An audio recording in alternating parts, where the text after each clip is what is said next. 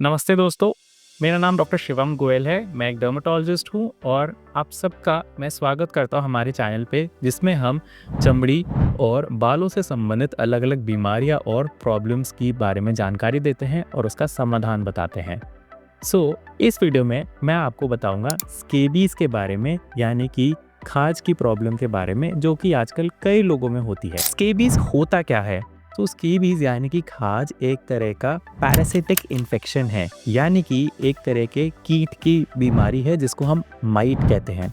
ये माइट जो होता है बहुत ही छोटा होता है और ये माइक्रोस्कोप से ही हम देख पाते हैं उसे, बट ये हमारी चमड़ी के अंदर चला जाता है और इसकी वजह से खाज की प्रॉब्लम बढ़ जाती है। स्केबीज़ होने के लक्षण क्या हैं? स्केबीज़ अगर आदमियों में होता है तो उनको सबसे पहले प्राइवेट पार्ट्स जो होते हैं उस पे दाने बन जाते हैं, या फिर रात को बहुत तेज़ प्राइवेट पार्ट्स से खुजली चलने लग जाती है।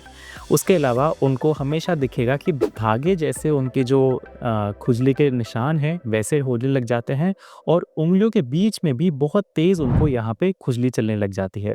और धीरे-धीरे ये जो खुजली है पूरे शरीर पे, यानी कि अंडर आर्म्स पे, चेस्ट के यहाँ पे और बटक्स के यहाँ पे भी उनको खुजली चलने लग जाती है।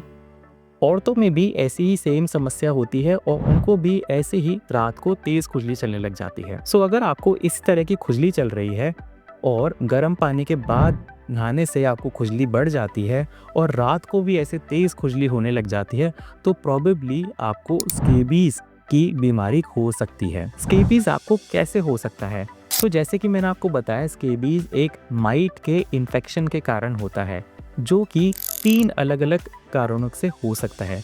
या तो शारीरिक संपर्क में आने से, दूसरा आप कोई भीड़-भाड़ वाली जगह में जा रहे हैं या फिर बस में या फिर भीड़-भाड़ वाली जगह से ट्रैवल कर रहे हैं, तीसरा आप कोई यूज़ तौलिए यानी कि तौलिए आप शेयर कर रहे हैं, तीसरा आप कॉन्स्टेंटली उनके संपर्क में हैं जो कि संक्रमित है स्केबीज़ से, और उनके तौलिए या फिर उनका सामान आप शेयर कर रहे हैं।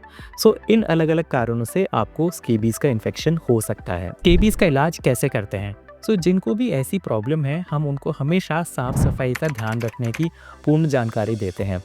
दूसरी चीज़, स्केबीज़ के इलाज के लिए हम टॉपिकल यानी कि लगाने की दवाई भी देते हैं और ओरल यानी कि खाने की दवाई भी देते हैं।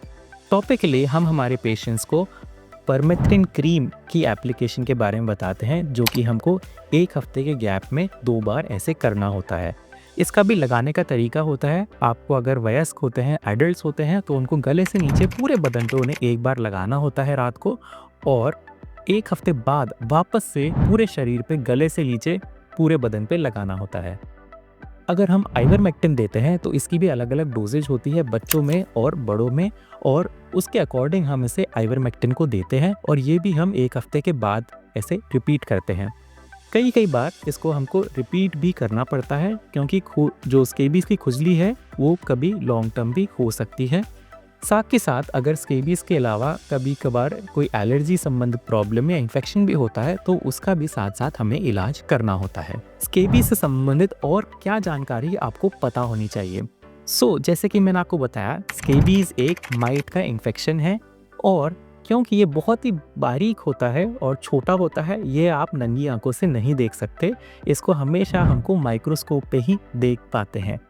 सेकेंडली, आपको अगर स्केबीज़ है तो फिर इसका आपको इलाज बहुत ज़रूरी होता है, क्योंकि ये एक जने से दूसरे जने पे संक्रमण हो सकता है इसका। तीसरा, अगर किसी को परिवार में स्केबीज़ का इन्फेक्शन है तो फिर पूरे परिवार का भी इलाज ज़रूरी है, क्योंकि वो एक जने से दूसरे जने में फैलता है। दोस्तों, अगर आपको इस वीडियो से कुछ अच्छी जानकारी मिली है तो आप हमारे वीडियो को ज़रूर से लाइक कीजिए और अपने फैमिली और फ्रेंड्स ग्रुप में इसे शेयर कीजिए, क्योंकि ऐसा करने से हमें नई वीडियोस बनाने की इंस्पिरेशन मिलती है।